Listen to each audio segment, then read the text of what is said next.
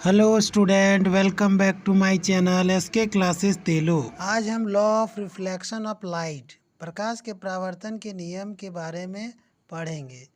तो चलिए जानते हैं कि law of reflection of light क्या होता है। लॉ ऑफ रिफ्लेक्शन जानने से पहले हमें रिफ्लेक्शन ऑफ लाइट के बारे में जानना होगा। तो चलिए ये जानते हैं कि रिफ्लेक्शन ऑफ लाइट क्या होता है। तो रिफ्लेक्शन ऑफ लाइट क्या होता है कि the process of sending back the light ray which fall on the surface of an object is called reflection of light।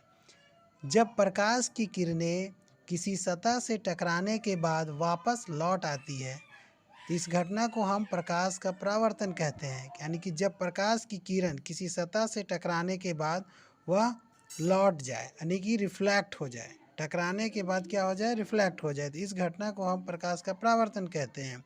इसे हम फिगर के माध्यम से समझते हैं। तो चलिए देखते हैं ये फिगर के माध्यम से। यहाँ क्या है? एम डेस प्लेन मिरर है, यानी समतल दर्पण। और यहाँ ए रे ओ पॉइंट पे फॉल हो रही है, और फॉल होने के बाद मिरर उसको क्या कर रहा है? रिफ्लेक्ट कर रहा है। यहाँ पे ए ओ क्या हो गया? Incident ray. O be reflected ray है।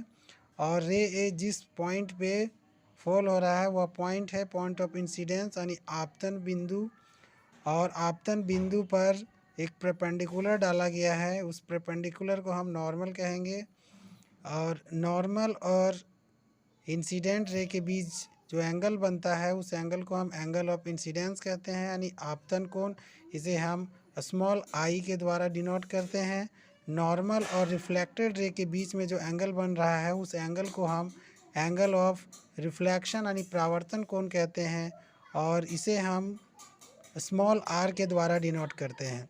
पिछले वीडियो में मैंने इस सब सारे का डिफिनेशन वाइज डिस्क्राइब किया है, तो कृपया पिछले वीडियो को ज़रूर देखें। चलिए आइए जानते हैं कि लॉ ऑफ रिफ्लेक्शन क्या होता है। तो लॉ ऑफ रिफ्लेक्शन में पहला है फर्स्ट लॉ ऑफ रिफ्लेक्शन। तो फर्स्ट लॉ ऑफ रिफ्लेक्शन क्या कहता है कि the incident ray, the reflected ray and normal at the point of incidence all lie in same plane.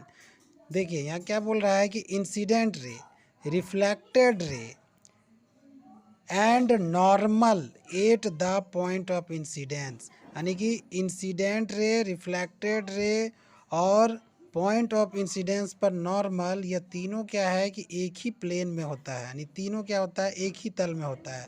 मतलब आपतित किरण दर्पण पर आपतन बिंदु पर अभिलंब और परावर्तित किरण, यह तीनों एक ही तल में होता है। यही है पहला नियम रिफ्लेक्शन का।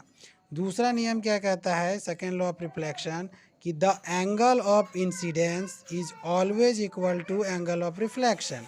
मतलब कि आपतन कोण परावर्तन कोण के सदैव बराबर होता है, यानी कि angle i equal to angle r. Angle i equal to क्या होता है? Angle r. यानी कि एंगल ऑफ रिफ्लेक्शन अगर 30 डिग्री होगा तो एंगल ऑफ इंसिडेंस भी 30 होगा, यानी कि एंगल ऑफ इंसिडेंस अगर 30 है तो एंगल ऑफ रिफ्लेक्शन भी 30 डिग्री होगा।